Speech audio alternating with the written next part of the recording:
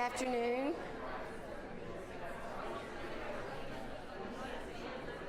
Let's start class now.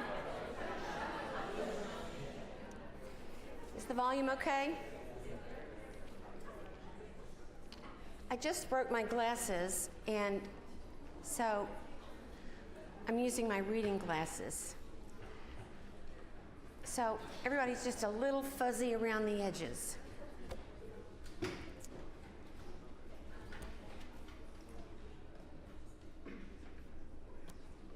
One of the almost unique things about politics in the United States is that, except for the occasional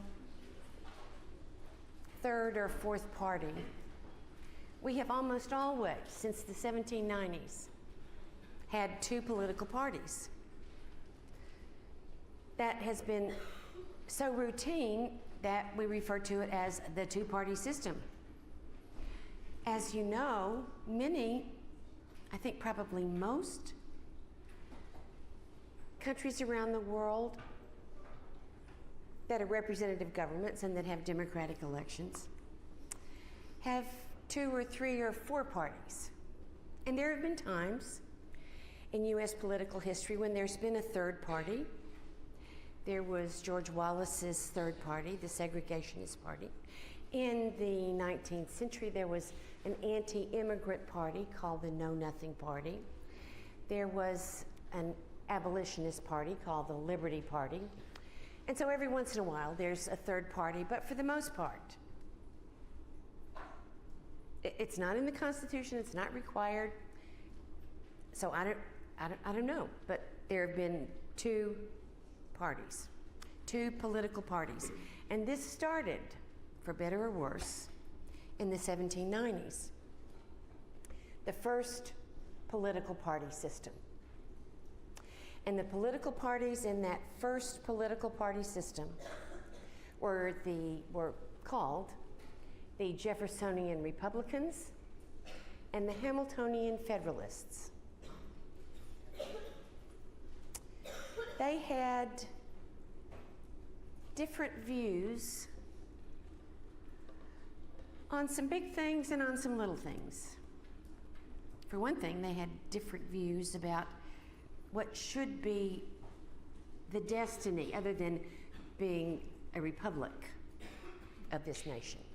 Now, I want you to note that there is a general correspondence between the pro-Constitution Federalists and the Hamiltonian Federalists of the 1790s.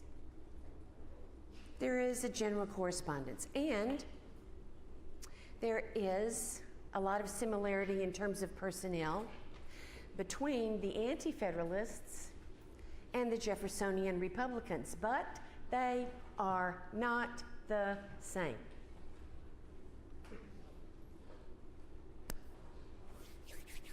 And it's very easy to demonstrate that to you. James Madison, in the ratification debates, was he speaking as a Federalist for the Constitution or as an anti-Federalist? Federalist. Yes, but as you will see in the 1790s, he is identified as a Jeffersonian Republican. Okay, so you've read about this in Foner. You've read about this in Ellis's book. I'm going to quickly go over some things.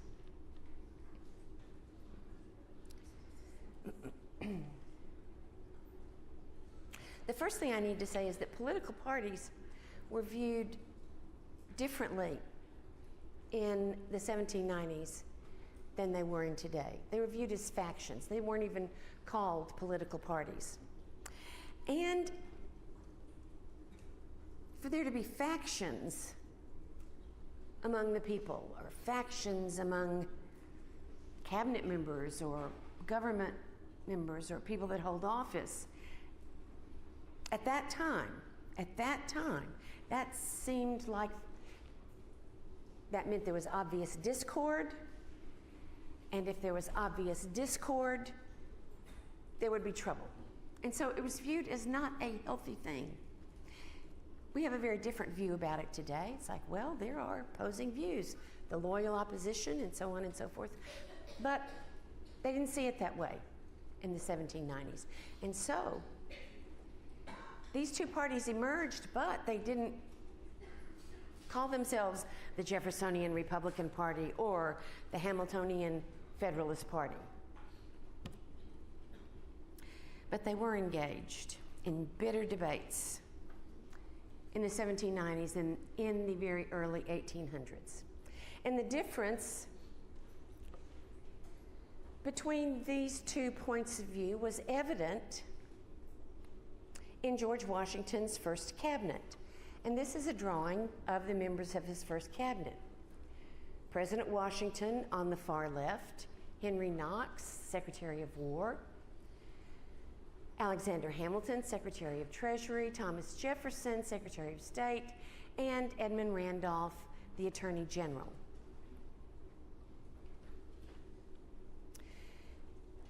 The most obvious disagreements were between Thomas Jefferson and Alexander Hamilton. Can I help you? Okay.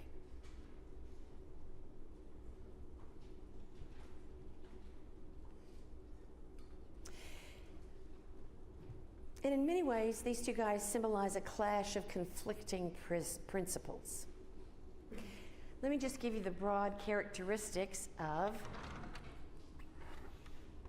the Federalists of the 1790s and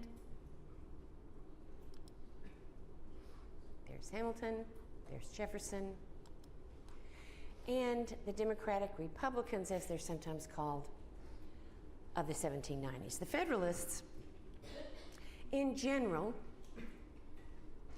the Federalists, they had been the pro-Constitution people. Of course, by now everybody was pro-Constitution. But the Federalists really did believe that the national government ought to be, needed to be, it was essential that it be understood as supreme to the state government. And that national legislation or national policy overshadows states' rights.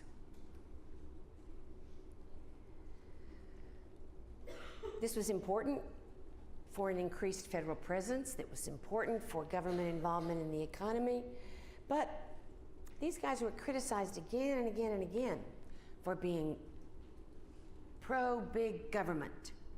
And big government, to most people, sounded like government of the strong few to oppress the many.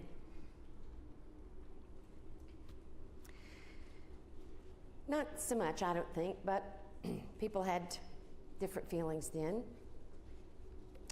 The Federalists generally favored a broad or a loose interpretation of the Constitution. You've read it by now, and you noticed phrases like general welfare and necessary and proper. And the Federalists would point to these clauses to say, necessary and proper, for example. Hamilton pointed to those words to say that justified the creation of a national bank. It was necessary and proper that the national government do that. Jefferson, on the other hand, was a strict constructionist, or a strict interpretation, or a literal interpretation of the Constitution. And when Alexander Hamilton proposed a national bank, he said, no, absolutely not. There is nothing in the Constitution about a national bank, absolutely nothing. And of course, Jefferson was also worried that a national bank would create an oligarchy of the wealthy. So that was one difference. A broad as opposed to a strict interpretation of the Constitution. The Federalists were criticized as being pro-British in a number of their policies. The French were criticized as being too pro-French in their policies. Now, in the introduction that you read in Ellis's book, or perhaps you already knew this, the French Revolution began in 1789. And by 1790, I think that the French Revolution is just past Robespierre's reign of terror. I'm not sure about that. It was either still going on or it was just past. And people in the United States heard about it. And they were glad they didn't have an aristocracy. But some of the people who were executed were people who weren't aristocrats, but they had worked for aristocrats, and they were therefore suspicious. Anyway, it was an awful lot of executions, and that made some Americans very leery of the French. The Federalists favored economic development of the United States along commercial and industrial as opposed to agrarian lines. They were not opposed to commercial agriculture. But that was happening. That was happening a lot. It was a very important part of the economy. What wasn't happening in the United States, it had not been happening in the colonies, was industry.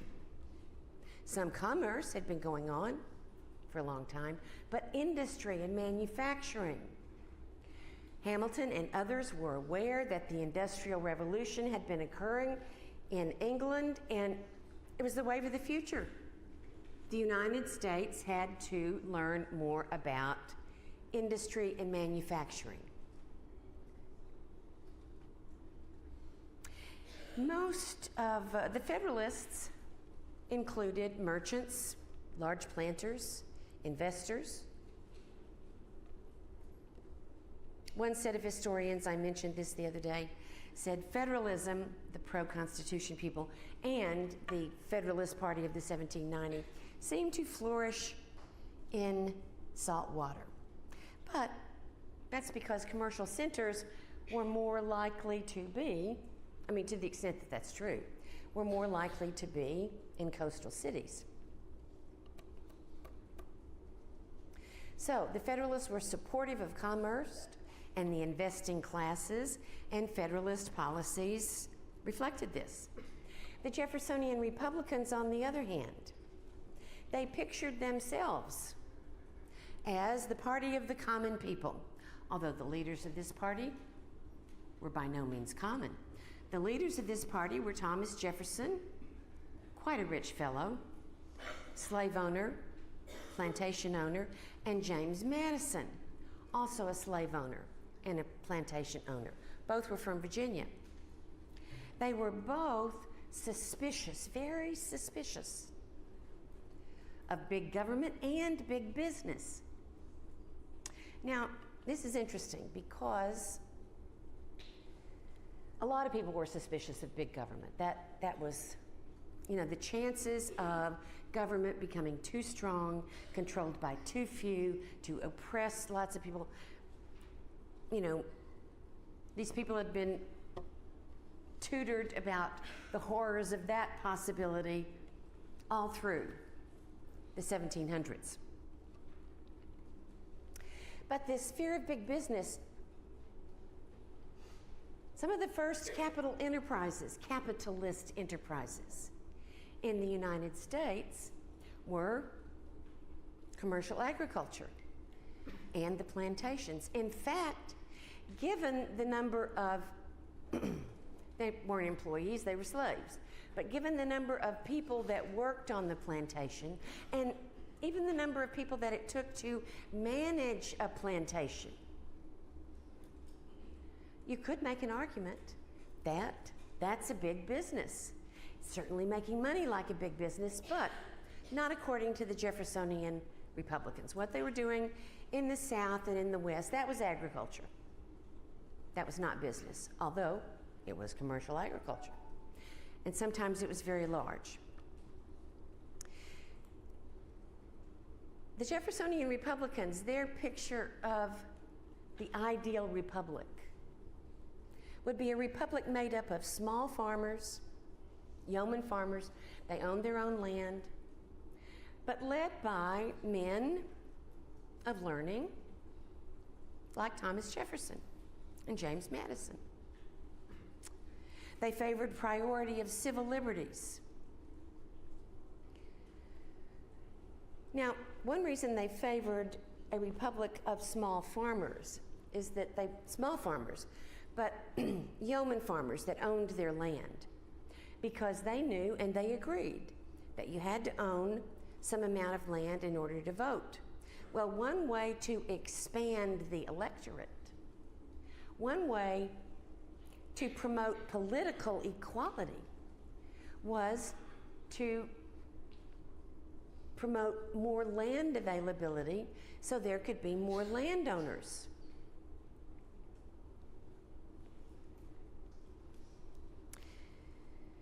They were, of course, therefore, in favor of Western expansion and free trade. The Jeffersonian Republicans organized, or to the extent that they were organized, against Hamilton's financial policies, which you've read about, I'll talk about in a minute. And as I said, the Jeffersonian Republicans favored a strict interpretation of the Constitution. Now, let me talk about these two men. Alexander Hamilton was a young lawyer. He had served as George Washington's aide-de-camp during the Revolution. He wanted to be a soldier. But George Washington said, listen, fella, you are so smart. I need you to compose my letters, to write my letters, to help me think through this stuff. And so, when, under the new Constitution, George Washington was elected president, he appointed Alexander Hamilton as his Secretary of Treasury. There's probably no one that George Washington trusted more than Alexander Hamilton. And George Washington was well aware that some of the biggest problems that faced the new nation of which he was president were economic. He wanted Alexander Hamilton to fix that. As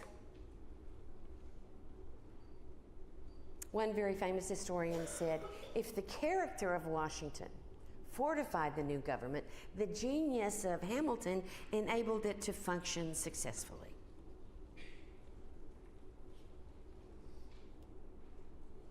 Now in 1782, this is before the Constitution was written, Alexander Hamilton had noticed what he thought were some serious problems with the Articles of Confederation.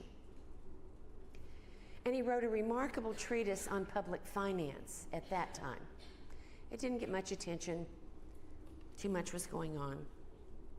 But it's no surprise that in the later 80s, James Madison and Alexander Hamilton were the leaders in organizing first a convention at Annapolis, Maryland, and then a convention at which every state was represented in Philadelphia in 1787. As Secretary of the Treasury, financial problems, as far as Alexander Hamilton would be concerned, would be determined by how he interpreted the cause of current problems and by his political and economic philosophy. For example, he believed that the United States under the Constitution could only survive by, I'm quoting, increasing the number of ligaments between the government and the interests of individuals. Now, anytime we hear government and interests in the same sentence, a lot of us tend to get, worried. What, special interests? Controlling the government? Having too much say in the government? That's not what Alexander Hamilton is talking about. He is saying, in order for this government to be successful, in order for the people to support the government. The government has to serve the people, which means it has to serve their interests. It has to pursue policies that will improve the economy, that will increase opportunity, and these ligaments that government needs to have with interests of individual include ties with big businessmen, because Alexander Hamilton said and he was not a rich man. He married an incredibly rich woman, probably the richest woman in New York State, but he himself was not a rich man at all. He said, let's face it, people with a lot of money have influence. People with a lot of money can start businesses. And we want them to start businesses. And we want them to use their influence with their friends to start businesses and to invest in this country. And so, if they don't trust this country, they're not going to invest in this country or make their businesses here. Soon after he took office, he was asked to present a report and a plan for the adequate support of public credit. And he did that. And he presented this in January of 1790. The short of it was that America must have credit at home and abroad for industrial development, commercial activity, and the operations of government. Future credit would depend upon how the United States met her current obligations.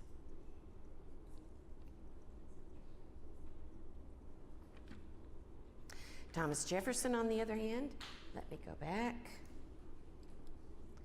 Nope, that's not what I want. I want this. I forget to do, yeah. Thomas Jefferson, on the other hand, as you know, he was a Virginia planter, a graduate of William and Mary. He was a lawyer. He had been, very early in his career, a member of the House of Burgesses, 1769 to 1775.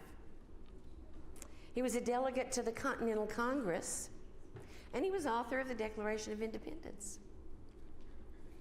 He returned to the Virginia legislature after the Declaration of Independence was signed, and he became governor of Virginia, succeeding Patrick Henry.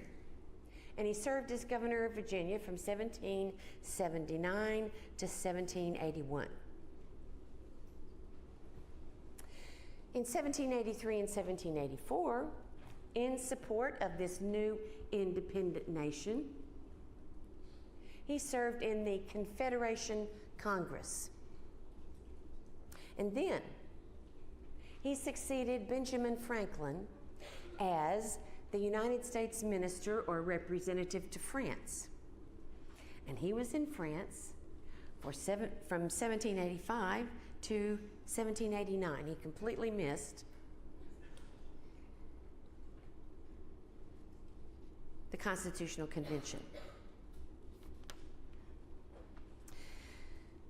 He was considered the leader of the Jeffersonian Republicans, and his big fear was that what he thought of as proper republicanism was going to be impossible in a nation of large cities. And if Hamilton got his way and promoted commerce and manufacturing, there were going to be more large cities. And he thought, oh, that would just be horrible. Well, large cities and a large working class, that's what he thought would be horrible. He had been born in Virginia, as you well know, and he had not even seen a town, much less a city, until he was 18, almost 18. And he believed that rural living was the wellspring of civic virtue. As a minister to France, 1785 to 88, he saw cities.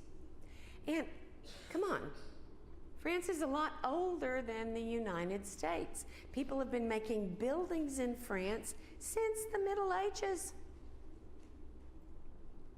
So, and he was in Paris. But he saw other cities in France, and he saw these cities as decaying, as old. France was going through an industrial revolution as well. He saw the cities as filled with corruption. His time in France, though, he was very, very grateful to the French for their support of the United States during the Revolution. And though he supported the French in the continuation of their revolution, his time in Europe convinced him that America, with Republican government, with broad, if uneven, distribution of land and property, with a predominantly agrarian economy, and with relative geographic isolation in between those two big oceans, he thought the United States was the chosen spot on earth. Why spoil it? And of course, in the big European cities, he had seen something that we hadn't named as such in the United States, and that was the working class. These are people that are doing manual labor, often very repetitive labor, for usually pretty low wages. Later this term, the working class, would be used to characterize those who worked in the new industries, owned by the new innovative capitalists of the late 19th century. Well, when he saw the working class, I mean, they were poor, he was like, oh, this is just horrible. Of course, the slaves were poor. They didn't receive wages at all. And he had written about slavery. It's a terrible thing, but it was a necessary evil. You know, his rationalization, and you'll read more about it in The Silence, the chapter entitled The Silence. Okay, now, that's sort of Thomas Jefferson's vision.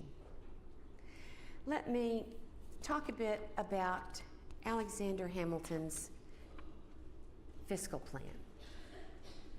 You've heard me say many times that in 1790, the nation was virtually bankrupt. In 1789, James Madison, in the new House of Representatives, led Congress in the passage of the Tariff Act of 1789.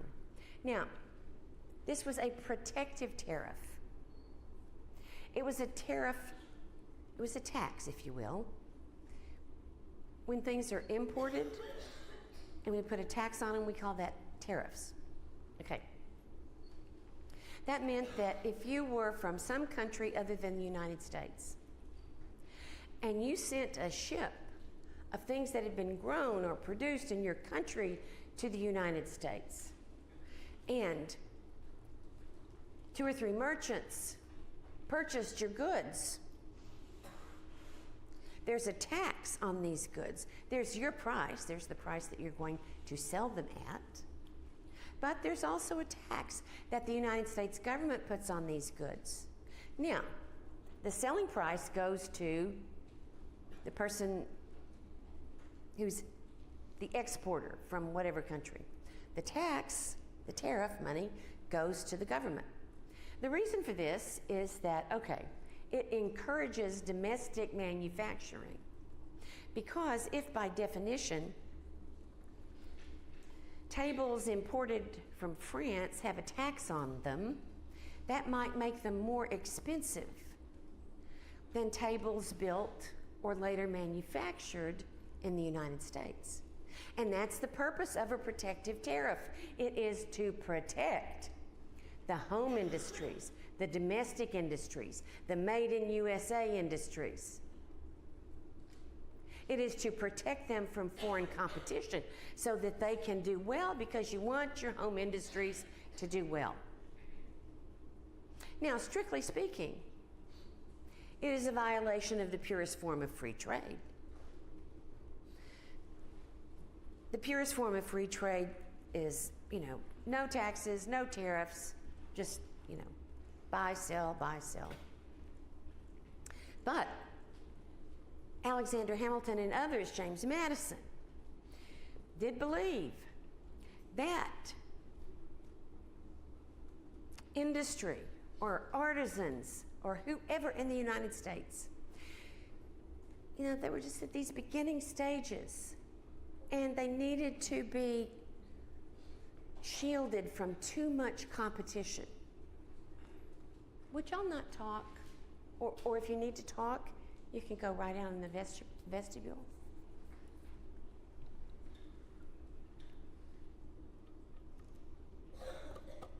And tariffs remained, this may shock you, tariffs remained the main source of federal revenue until the 20th century. Because I'm sure you understand that it's not until the 20th century that the 16th Amendment, creating a progressive income tax, is ratified as part of the Constitution. Okay. Well, okay, so that was going to raise money. The tariff of 1789 was going to raise money. It was going to help industries, but it wasn't, you know, it wasn't going to be enough to take care of the debt. So, this is what Alexander Hamilton proposed in his report on the public credit. He proposed that the United States assume debts accumulated by all the states in the nation during the previous 15 years. And this totaled $25 million. But the United States would take on those state debts. Those states would be free of debt. The United States would pay their debts. And then the United States would fund or redeem the national debt owed to both domestic lenders, people in the United States that had bought war bonds and so on during the war, and foreign lenders, especially the Dutch and the French. The government would fund that at full value, and it would do so by issuing interest-bearing bonds. $11 million was owed to foreign creditors. $27 million was domestic debt. People in the colonies that bought war bonds, that invested during the war to try to guarantee or support a victory for the Patriots. So this is a lot to pay back. But in Alexander's report on the public credit, he's saying, these are the first two things we will do. And we will establish a Bank of the United States. It will be a public corporation funded by private capital. It will also be the depository of government funds and the fiscal agent of the Treasury. I don't understand it. May I ask you to please not talk during class? I don't care if you're not paying attention. I can't tell if you're not paying attention. But talking during class is distracting. If you sleep, I can deal with that. That's not distracting. I'm like, oh well, I couldn't keep that person awake. Some of you are on Facebook or watching movies or whatever. I have no control over that, and I'm not going to ban your laptops. I deal with that. That's not distracting.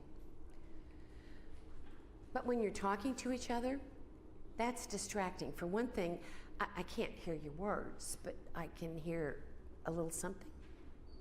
So just please don't. That's the only thing I'm asking you not to do.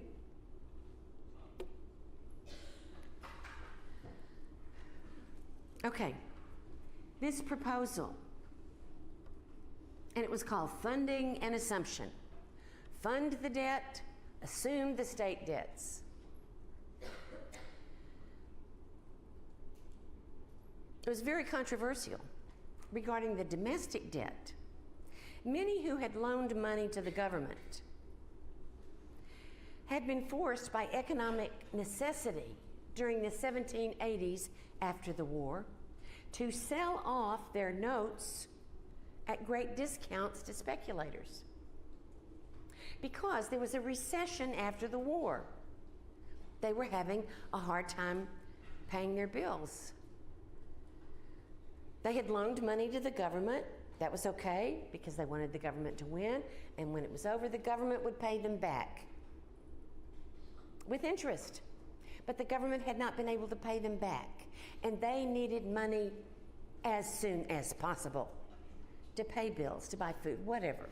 And so there were speculators, people that did have money, who would, okay, here's a person that has a $25 war bond. And a speculator says, well, I'll give you $15 for it. And that's better than nothing. And if you hold on to it, you got nothing for, I don't know how long. Okay, if this person's desperate, that's what they did. They sold their bonds at a discounted value. Well, now speculators who held those notes, they've made money off of this other person's difficulties. There are many other businesses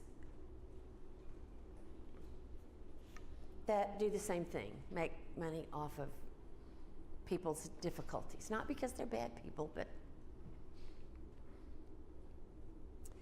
so a number of critics said, well, wait a minute, this just isn't fair. We've got to track down the original people who bought the bonds. But think about that. Think about how difficult that would be. Because this speculator might have sold the notes to another speculator. I mean, there would be no way to track down the original bondholder and determine what his note had been worth. There was just no way to do that. The assumption of state debts, this was also controversial. Some states, mostly in the South, Virginia was one of them. You read about this in the dinner party. Some states had arranged to liquidate their debts. Other states left them unpaid. Now, pay close attention. Pay close attention to Madison's worry about the assumption part of Hamilton's plan. Why is he worried? I mean, he has had no difficulty pledging allegiance to the United States and being part of a group that created a stronger national government, stronger than the government of Virginia, with more designated powers than the government of Virginia. He's a Virginian, but he had no difficulty doing that. But now, Virginia's paid its debt, and so that means that other states that haven't paid their debt, like New York, sort of the center of commerce. Virginia managed to pay their debt, but New York is going to get their debt paid. That really troubles Madison. Pay attention to what he's concerned about there. It troubled other people too. So, Hamilton's bill for funding and assumption and the creation of a national bank, it was stuck. It was very controversial. It wasn't going anywhere. And if you've listened to the soundtrack for the musical Hamilton, you remember the part where Madison says, no, George Washington says to Hamilton, well, we've got to pass this, fix it. And he said, the Virginians won't even talk to me. And they didn't like him. And he said, Alexander, find a way to fix it. So, this is where, for your purposes, Ellis picks up the story. And Thomas Jefferson has a dinner party, and no one knew who was in the room. Do y'all know that song? No. You're not fans of Hamilton? Okay. Maybe I can do this Wednesday. No, this is Wednesday. Maybe I can do this Friday. Play that little bit. Anyway, so Thomas Jefferson has a dinner party. It's just Thomas Jefferson, James Madison, and Alexander Hamilton. And they're going to talk about this, and they're going to try to come to some compromise. Well, of course, Jefferson's difficulty about the bank is, he said, well, it's unconstitutional. There's nothing in the Constitution. And Hamilton said, well, the power to create the bank is implied, as I've said, in the necessary and proper clause and the general welfare clause. Hamilton had persuaded Washington that this was a good idea.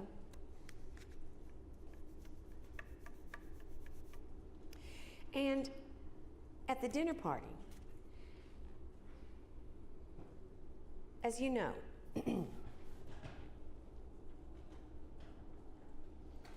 Madison and Jefferson agree to the funding and assumption part of Alexander Hamilton's plan on the condition that Alexander Hamilton will support a bill that will create the nation's capital on the Potomac River. Now, how could that be a fair trade-off? Well, this was Thomas Jefferson's idea. He did not want the capital of the United States of America to be in New York State. It was temporarily there. That was Hamilton's stomping grounds. He had a lot of influence in New York State, and that was sort of the center of commerce and so on and so forth, all the things he hated. And Philadelphia would be almost just as bad. But right there on the Potomac, it's real close to Virginia, that he could live with. It'd be easier. Now remember, this is, people wrote letters to each other, or people got on their horse and drove for 2 days to see somebody. And the letter would take a week to be delivered. There is no other means of communication. But if the nation's capital were on the Potomac, Virginians would be able to get there, Southerners would be able to get there a little faster than they'd be able to get to New York City to lobby senators, representatives, and so on. So that was the bargain they struck. And all 4 of the measures that Hamilton wanted were passed by Congress. How is this going to work? Well,